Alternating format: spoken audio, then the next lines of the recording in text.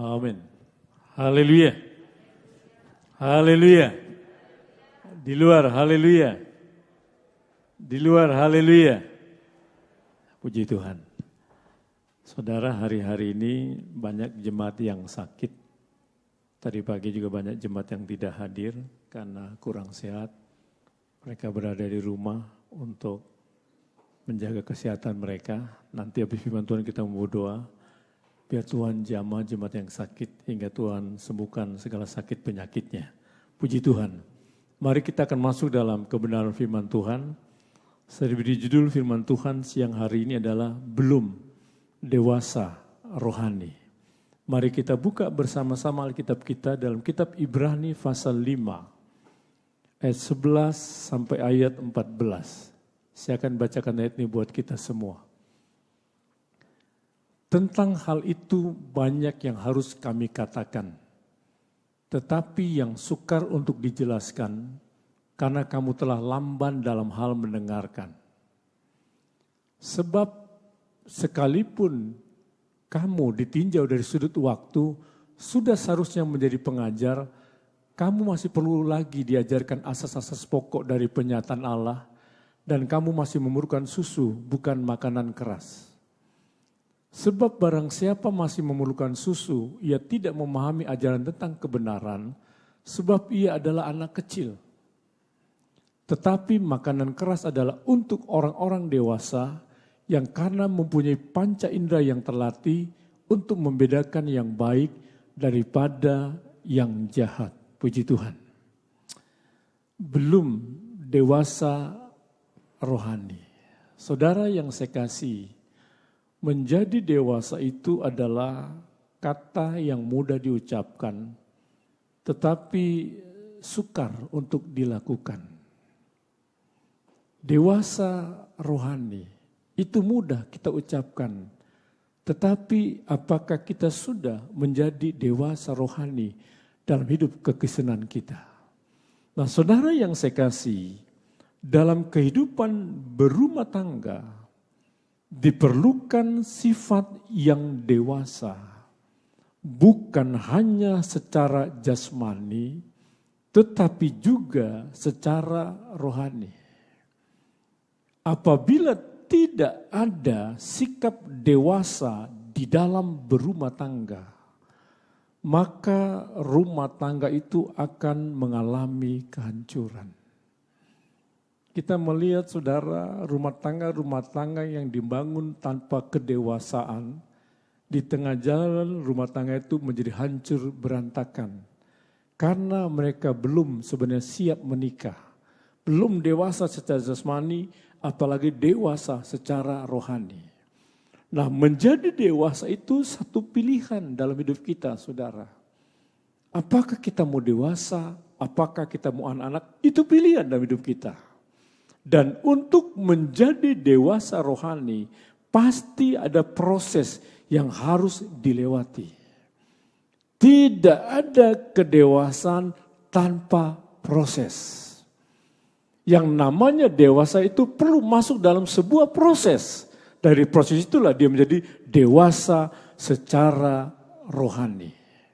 Nah saudara, melalui kitab Ibrani pasal 5, ayat 11 sampai 14 ini, kita akan melihat tanda orang yang belum dewasa secara rohani. Apakah tanda-tanda yang kita bisa lihat dari orang yang belum dewasa secara rohani? Ibrani memberikan 4 tanda, saudara. Yang pertama, Ibrani pasal 5, ayatnya yang ke-11, tampilkan lagi saya bacakan. Tentang hal itu banyak yang harus kami katakan, tetapi yang sukar untuk dijelaskan karena kamu telah lamban dalam hal mendengarkan. Tanda pertama, kita bisa melihat orang yang belum dewasa rohani, mereka lamban di dalam hal mendengarkan.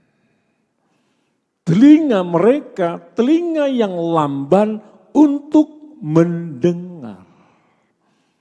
Apakah artinya lamban dalam hal mendengarkan ini saudara? artinya malas atau bodoh. Orang yang lamban dalam hal mendengarkan itu sebenarnya orang yang malas atau orang yang bodoh. Istilah ini menggambarkan apatis terhadap kerohanian. Mereka punya sikap tidak peduli dengan kerohanian mereka, saudara. Mereka lamban, mereka malas, mereka bodoh di dalam hal mendengarkan. Nah, kalau kita perhatikan kata telah lamban dalam hal mendengarkan, kata telah itu menunjukkan adanya satu kemunduran. Telah lamban itu bicara pada adanya satu kemunduran. Pada awalnya mereka sebagai orang percaya baru sangat antusias, sangat semangat, sangat sungguh-sungguh, tetapi kemudian menjadi lamban, malas, dan menjadi bodoh. Tadinya mereka semangat, saudara. Tadinya mereka sungguh-sungguh. Tadinya mereka antusias di dalam hal mendengarkan kebenaran firman Tuhan, melakukan firman Tuhan dalam hidup mereka. Tetapi mulai terjadi satu kemunduran rohani. Dan mereka mulai tidak acuh terhadap hal-hal rohani di dalam kehidupan mereka. Kita saksikan saja, saudara, jemaat kita. Jemaat yang ikut KTB, setelah ikut KTB semangatnya luar biasa. Luar biasa. Tapi lama-lama kita lihat bagaimana rohani mereka. Ada seorang bapak yang masih saya ingat kesaksiannya. Habis KTB, kesaksiannya luar biasa. Dia dijamah oleh Tuhan, dia diubah oleh Tuhan. Waduh, senang saya dengarnya. Lama-lama hilang dia. Lama-lama hilang, gak ada lagi ibadahnya. Kenapa bisa terjadi seperti itu? Mereka mulai lamban di dalam hal mendengarkan. Terjadi kemunduran rohani dalam hidup mereka. Tadinya semangat, berpacu-pacu, antusias, tetapi mulai terjadi kemerosotan rohani di dalam kehidupan mereka. Nah, bahayanya orang yang telah lamban dalam hal mendengarkan, saudara, mereka akan mudah disesatkan. Orang-orang yang terjadi kemunduran rohani, mereka mudah disesatkan. Yang akhirnya apa? Tersesatlah mereka. Coba kita melihat 2 Timotius 4 ayat 3 sampai 4. Boleh baca, Bobby?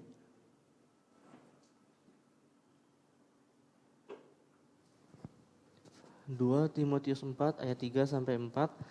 Karena akan datang waktunya orang tidak dapat lagi menerima ajaran sehat, tetapi mereka akan mengumpulkan guru-guru menurut kehendaknya untuk memuaskan keinginan telinganya. Karena mereka akan memalingkan telinganya dari kebenaran dan membukanya bagi dongeng. Puji Tuhan. Ini saudara, akan tiba saatnya orang tidak lagi menerima ajaran sehat. Siapakah orang-orang ini, saudara, yang tidak menerima ajaran sehat? Orang-orang yang belum berohani dewasa. Lalu apa yang mereka lakukan? Mereka akan kembalikan guru-guru untuk menyenangkan telinga mereka. Mereka tidak lagi mau mendengar kebenaran, tapi dongeng-dongeng yang mereka senang dengar, saudara. Dan kita sedang saksikan ini, saudara, betapa banyak jemaat Tuhan yang senang mencari khotbah yang bisa ketawa, saudara. Yang lucu-lucu, senang mereka. Aduh, hebatnya pendetanya bisa lucu. Sampai saya nggak bisa ini loh, ngakak ketawa-tawa loh. Tetapi waktu mereka dengar firman yang keras, mereka nggak mau, saudara. Mereka tidak terima. Mereka singkirkan, mereka cari guru-guru yang menyenangkan telinga mereka. Kenapa mereka bisa seperti itu? Karena belum dewasa rohani. Waktu mereka belum dewasa rohani, mereka mudah disesatkan. Mulai mereka tidak suka ajaran yang benar, ajaran yang tidak benar yang mereka cari di dalam kehidupan mereka. Itu sebabnya, saudara, betapa perlunya, pentingnya satu kedewasaan rohani dalam hidup kekristenan kita, supaya kita tidak mudah disesatkan. lakukan. Tanda yang kedua, Ibrani 5 ayat 12 bagian A. Saya bacakan. Sebab sekalipun kamu ditinjau dari sudut waktu, sudah seharusnya menjadi pengajar. Ditinjau dari sudut waktu, sudah seharusnya menjadi pengajar. Tanda kedua, orang yang belum dewasa rohani, mereka tidak mampu mengajar. Dilihat dari sudut waktu, mereka sebenarnya sudah memiliki cukup banyak waktu untuk belajar dan bertumbuh, tetapi tidak pernah menghasilkan buah. Saya mau katakan kepada kita semua, salah satu cara untuk membuktikan bahwa kita sudah berbuah adalah dengan mengajar. Dilihat dari sudut waktu, harusnya saya ini sudah jadi pengajar, sudah lama saya jadi orang Kristen. Sudah puluhan tahun dari sekolah minggu saya jadi orang Kristen. Sekarang saya sudah punya anak, sudah punya mantu, sudah punya cucu. Harusnya saya jadi pengajar, tapi saya belum pernah jadi pengajar. Tapi selalu diajar, saudara. Kenapa bisa seperti itu? Karena belum dewasa rohani. Itu kita bisa lihatlah dalam kehidupan keluarga kita. Saudara yang punya orang tua Kristen lah, lihat aja bagaimana orang tuamu sampai hari ini ibadahnya sama Tuhan. Doanya sama Tuhan. Melakukan firman-Nya sama Tuhan. Ada enggak mereka lakukan dalam hidup mereka? Ada jemaat yang bersaksi, nantilah kalau saya sudah dikasih cucu, saya mau berubah.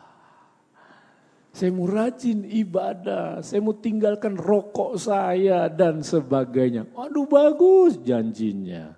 Datang cucu dalam hidupnya, tetap saja tidak berubah. Kenapa? Belum dewasa rohani. Dilihat dari sudut waktu sudah nggak harusnya? Sudah. Karena mereka sudah lama jadi orang Kristen, sudah beranak, sudah bermantu, sudah bercucu. Seharusnya mereka juga jadi pengajar. Tetapi kenapa? Karena belum dewasa rohani. Tanda kedua yang kita bisa lihat dari orang yang belum dewasa rohani, mereka tidak mampu mengajar. Coba kita lihat Kolose 3 ayat 16. Boleh Mila?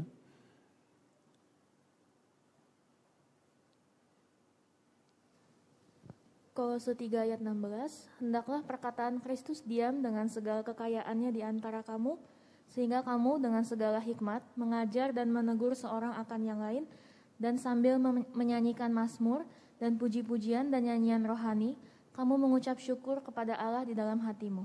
Perhatikan saudara, hendaklah perkataan Kristus diam dengan segala kekayaannya di antara kamu. Ini satu nasihat saudara, satu ajakan buat orang percaya. Hendaklah perkataan Kristus diam dengan segala kekayaannya. Artinya melimpah di dalam kehidupan orang percaya. Untuk apa kekayaan Kristus melimpah dalam hidup kita? Untuk kita bisa mengajar dan menegur. Bagaimana kita bisa mengajar dan menegur kalau firman Tuhan tidak melimpah, tidak kaya di dalam kehidupan kita? Apa yang kita bisa ajar kepada orang lain, saudara? Hendaklah perkataan Kristus diam dengan segala kekayaannya di antara kamu. Seharusnya orang yang sudah lama jadi orang Kristen, udah banyak dia dengar firman. Hari Minggu kah, kebaktian khusus kah, kaum bapak kah, kaum ibu kah, orang muda ada kebaktian kaum muda kah, Ada ibadah sektor-sektor, berapa banyak mereka dengar firman Tuhan. Adakah itu melimpah dengan segala kekayaan di antara kita? Atau masuk kuping kiri, keluar kuping kanan. Saudara hari ini dengar firman. Di rumah ditanya sama keluarga, apa firmannya? Aduh bapak juga lupa. Mama juga lupa. Nah, jadi kalau bapak lupa malu, siapa yang lupa? Ingat anak ya enggak juga lah. Anak yang enggak ibadah. Kalau bapak lupa, mama lupa, siapa yang mau diajar? Enggak ada yang diajar. Kenapa? Perkataan Kristus tidak diam dengan segala kekayaannya di antara kita. Ya akhirnya kita tidak mampu mengajar dan menegur sebab kita belum dewasa rohani. Mari jemaat Tuhan, bertumbuhlah menjadi orang Kristen, orang percaya yang dewasa rohani, bukan kanak-kanak lagi. Satu ayat lagi kita lihat ayatnya, Matius 28 ayat 19 dan 20. Boleh Yesua?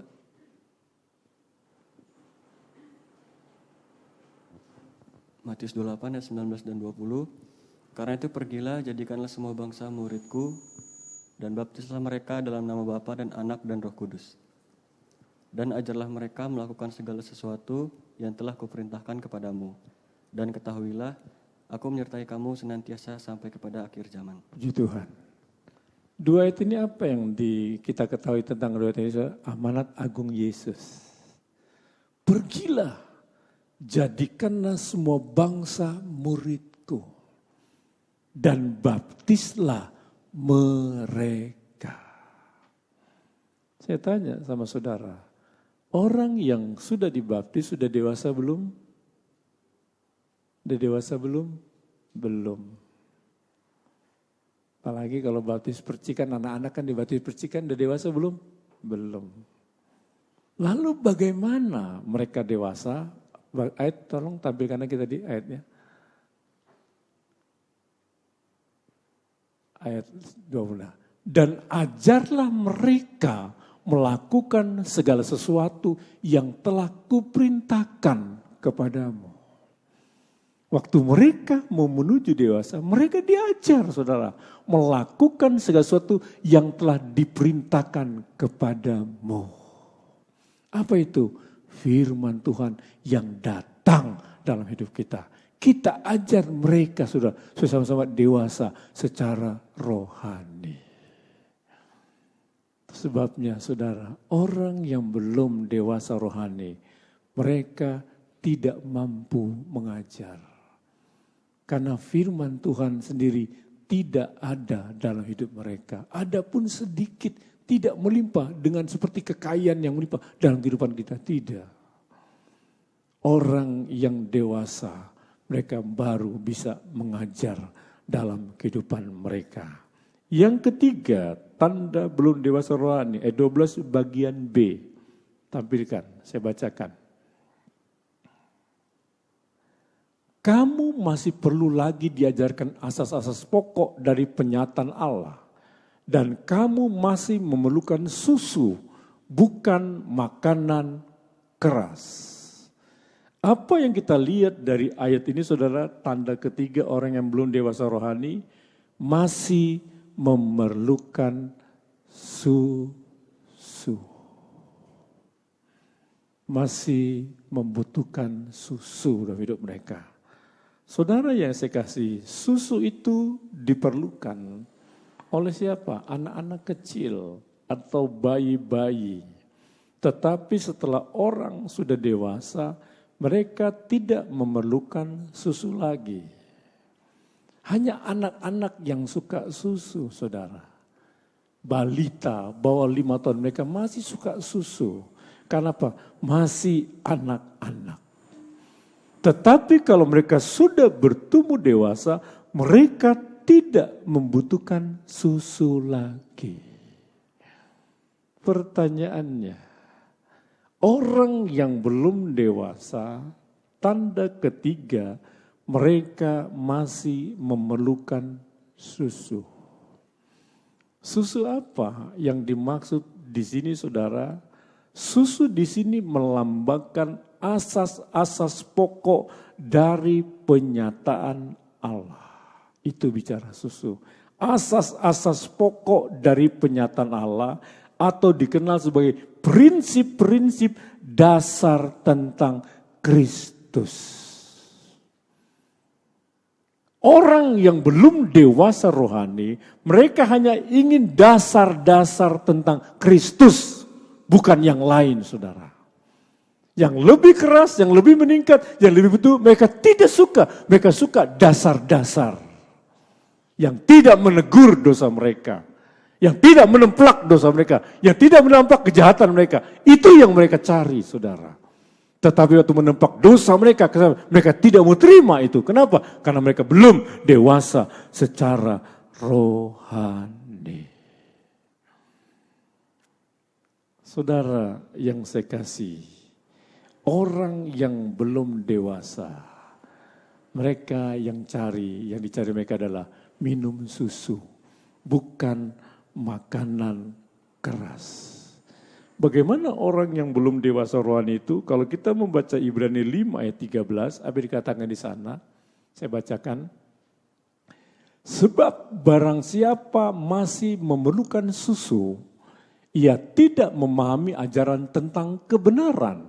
Sebab ia adalah anak kecil. Siapa yang masih memerlukan susu, dia anak kecil. Akibatnya apa? Dia tidak pernah memahami ajaran tentang kebenaran. Tidak pernah dia pahami tentang ajaran kebenaran itu dalam hidup mereka. Karena mereka anak kecil. Mari saudara, coba kita periksa kehidupan kita. Manakala kita dengar firman yang biasa-biasa, yang ringan-ringan, apakah kita bisa terima? Kalau kita bisa terima, benar, bagus. Lalu waktu kita dengar firman Tuhan yang keras, yang menegur dosa kita, yang melempak dosa dan kejahatan kita, apakah kita masih bisa terima? Saudara yang bisa menjawab. Tetapi orang yang belum dewasa rohani, mereka hanya masih pengajaran-pengajaran dasar yang mereka ingin terima dalam hidup mereka. Apakah pelajaran dasar itu? Kalau kita lihat Ibrani 6 ayat 1 dan 2, ini yang dimaksud pelajaran dasar. Saya bacakan. Sebab itu marilah kita tinggalkan asas-asas pertama dari ajaran tentang Kristus dan beralih kepada perkembangannya yang penuh. Kata perkembangan ini berarti menuju kepada kedewasaan.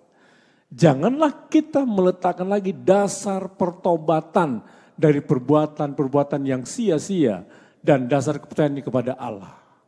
Ini maksudnya saudara, pelajaran dasar itu. Ajaran tentang pelbagai pembaptisan, penumpangan tangan, kebangkitan orang mati, dan hukuman kekal. Ini pelajaran dasar. Baptisan itu pelajaran dasar, saudara. Lalu apalagi penumpangan tangan itu pelajaran dasar. Kita lihat waktu Tuhan memberkati anak kita, kan yang ulang tahun, penyerahan anak, kan itu penumpangan tangan kan. Lalu pelantikan di gereja ada penumpangan tangan kan. Itu pelajaran dasar. Lalu kebangkitan ada orang mati dibangkitkan, itu pelajaran dasar, saudara. Lalu hukuman kekal, ada api neraka, ada surga, itu pelajaran dasar. Bukan pelajaran-pelajaran yang berat, saudara, tapi pelajaran dasar. Nah, kalau kita masih hanya ingin pelajaran dasar, berarti susu itu, saudara, susu. Dan susu tidak pernah membuat kita menjadi dewasa rohani. Itu sebabnya orang yang belum dewasa rohani, tanda yang ketiga, mereka masih memerlukan susu. Tetapi orang yang sudah dewasa, mereka tinggalkan susu, lalu beralih kepada ajaran yang lebih keras, lebih padat lagi di dalam kehidupan mereka. Mereka bisa terima. Waktu dosa mereka ditegur, mereka terima. Kesalahan mereka ditegur, mereka terima. Kejahatan mereka disingkapkan, mereka terima. Saudara, kenapa? Karena mereka sudah jadi orang yang dewasa. Tetapi orang yang belum dewasa, mereka masih memerlukan susu dalam hidup mereka. Yang terakhir, yang keempat, tanda belum dewasa rohani. Ayatnya yang ke-14. Ibrani 5:14 saya bacakan. Tetapi makanan keras adalah untuk orang-orang dewasa yang karena mempunyai panca indera yang terlatih untuk membedakan yang baik daripada yang jahat. Apa yang kita bisa lihat di sini, saudara, tanda yang keempat, orang yang belum dewasa rohani tidak mampu membedakan. Membedakan apa? Antara yang baik dan yang jahat. Kenapa mereka tidak membedakan? Karena mereka belum punya panca indera yang terlatih. Saya mau tanya kepada saudara, saudara yang punya anak-anak kecil, punya anak yang masih kecil di rumah, bisa enggak anak itu membedakan antara baik dan jahat? Belum bisa. Mereka enggak bisa bedain antara baik dan jahat. Kenapa? Panca indera mereka belum terlatih. Tapi orang yang dewasa, mereka tahu ini yang baik, ini yang jahat. Ini harus kamu lakukan, ini yang tidak boleh kamu lakukan. Dia tahu, dia akan lakukan yang baik, dia tidak akan lakukan yang jahat. Tapi anak-anak dia tidak bisa membedakan antara yang baik dan yang jahat. Seperti sekarang ini kita saksikan, saudara. Kan dunia makin hari makin jahat, benar tidak? Kejahatan itu makin luar biasa, makin canggih saudara kejahatan itu. Dia bisa lakukan apa saja, menipu kita dengan cara-cara apa saja, saudara. Apalagi saudara yang senang dijanji-janji dengan undian lah, dijanji dengan keuntungan besar lah, keuntungan berlipat lah, saudara kena tipu dengan cara-cara sekarang ini, saudara. Ada yang saya dengar satu cerita tentang orang Filipina, saudara. Dia ditangkap di Indonesia karena dia mengedarkan narkoba yang cukup banyak atau cukup besar. Lalu dia divonis hukuman mati dengan ditembak oleh regu tembak. Dia sudah ngajuin peninjauan kembali ditolak. Ngajuin gerasi presiden ditolak. Sampai satu ketika dia dibangunkan dan dia rupanya memang sudah siap, dia nggak kaget lagi dan dia tahu sebentar lagi dia ditembak dengan regu tembak. Waktu dia mau ditembak, saudara, datang telepon dari Bapak Presiden kita Jokowi, jangan tembak. Lalu dia diselamatkan saat itu. Kenapa? Karena Presiden Filipina menelepon Presiden Jokowi, bandar narkobanya sudah ketangkap, otak dibalik ini semua. Lalu ditanyalah, kenapa ibu mengerjakan ini? Pada ini salah. Kebutuhan hidup. Saya punya anak, saya hidup miskin. Saya tidak punya apa-apa. Saya perlu mencukupkan kebutuhan anak-anak saya. Makanya saya melakukan ini. Siapa perempuan ini? Orang Kristen? Orang Kristen. Orang percaya? Orang percaya. Kenapa dia lakukan itu? Belum dewasa rohani. Dia tidak mengalami ditembak mati oleh regu tembak, tapi sampai sekarang dia belum keluar dari penjara. Saudara, kejahatan sekarang ini luar biasa. Untuk menyambung hidup, mereka lakukan cara-cara yang tidak benar. Bisnis narkoba, menipu sana, menipu sini, ngerampok, saudara, berjudilah dengan satu, kan judi itu namanya judi ya. Judi itu kan seperti apa ya? Seperti untung-untungan kan. Aduh, ini kalau dapat nih, saya akan bisa begini. Wah, dia pasang lagi. So. Lu dapat mimpi. Gue mimpi ini katanya dapat mau keluar. Iya, dia pasang lagi nggak keluar-keluar. Dia tahu itu nggak boleh loh, saudara, nggak boleh. Judi nggak boleh, narkoba nggak boleh, nipu nggak boleh. Tapi kenapa dia lakukan? Dia tahu itu jahat, kenapa dia lakukan? Belum dewasa rohani. Kalau dia sudah dewasa rohani, dia tahu ini yang baik boleh dilakukan, ini yang tidak baik tidak boleh dilakukan. Tetapi kenapa yang jahat pun dilakukan? Karena dia belum dewasa rohani. Dia tidak bisa membedakan antara yang baik dan yang jahat. Panca inderanya belum terlatih. Tetapi orang yang dewasa rohani, dia bisa membedakan yang baik dengan yang tidak baik. Coba kita lihat 1 Raja-Raja 3 ayat 9 dan 10. Mari Bobi baca lagi, Bob. 1 Raja-Raja 3 ayat 9. Maka berikanlah kepada hamba-Mu ini hati yang faham menimbang perkara untuk menghakimi umat-Mu dengan dapat membedakan antara yang baik dan yang jahat. Sebab siapakah yang sanggup menghakimi umat-Mu yang sangat besar ini? Lalu adalah baik di mata Tuhan bahwa Salomo meminta hal yang demikian. Puji Tuhan. Ada seorang raja, saudara, Raja Salomo namanya. Dia menaikkan satu permohonan doa kepada Tuhan. Dia meminta, Tuhan, berikanlah saya hati yang bisa menimbang. Kata lainnya hikmat, untuk bisa membedakan antara baik dan jahat. Ini diajukan oleh Raja Salomo kepada Tuhannya. Lalu ayat 10 katakan, permintaan itu baik menurut Tuhan. Baik. Artinya Tuhan setuju dengan doa yang dinaikkan oleh Raja Salomo. Lalu waktu Tuhan setuju, Tuhan kasih enggak? Tuhan kasih. Tuhan kasih Salomo hikmat yang dari Tuhan hingga dia bisa bedakan antara yang baik dan jahat. Bahkan yang dia tidak minta pun dikasih sama Tuhan. Kekayaan dan kemuliaan diberikan oleh Tuhan kepada Raja Salomo. Lalu apa yang diuji soal beda baik dan jahat waktu Salomo terima hikmat dari Tuhan ini?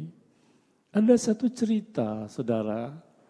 Cerita di mana ada 2 ibu-ibu ribut. Dua-duanya sama-sama punya anak yang masih kecil, masih bayi. Sama-sama baru melahirkan. Mereka tinggal dekatan. Lalu tiba-tiba yang salah satu ibu itu menindih anaknya. Lalu anak itu mati. Waktu dilihat anaknya mati, dia ambil anak ibu yang di sebelah itu yang masih hidup. Ditaruh anak yang mati kepada ibu yang sebelah itu. Waktu ibu yang anak tahu anak hidup, dia bangun, kok lihat anaknya kok mati. Ini kayaknya bukan anak saya. Anak ibu itu dia bilang, Bu, ini bukan anak saya, anak ibu. Bukan, ini anak saya, itu anak kamu. Ributlah mereka, saudara. Waktu mereka ribut, sampailah kasusnya di tangan Raja Salomo. Salomo dengar cerita ini, ibu ini. Yang ini bilang anaknya, yang ini bilang anaknya. Itu bukan anaknya, ini bukan anaknya. Lalu Tuhan kasih hikmat sama Raja Salomo. Apa yang Raja Salomo lakukan? Ambil pedang. Belah anak yang hidup ini. Kasih sebelah kepada yang ibu itu, kasih sebelah kepada yang lain.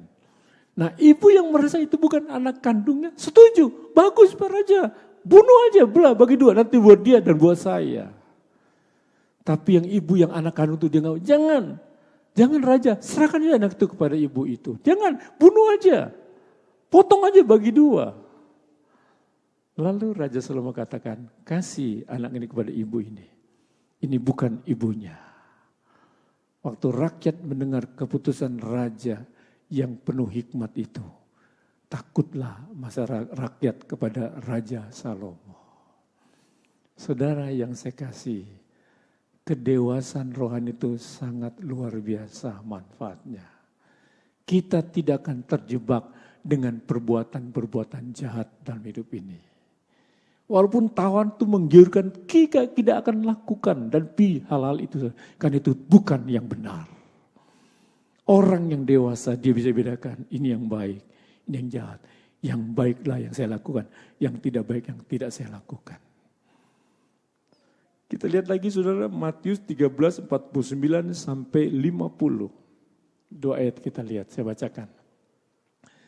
Demikianlah juga pada akhir zaman, malaikat-malaikat akan datang memisahkan orang jahat dari orang benar.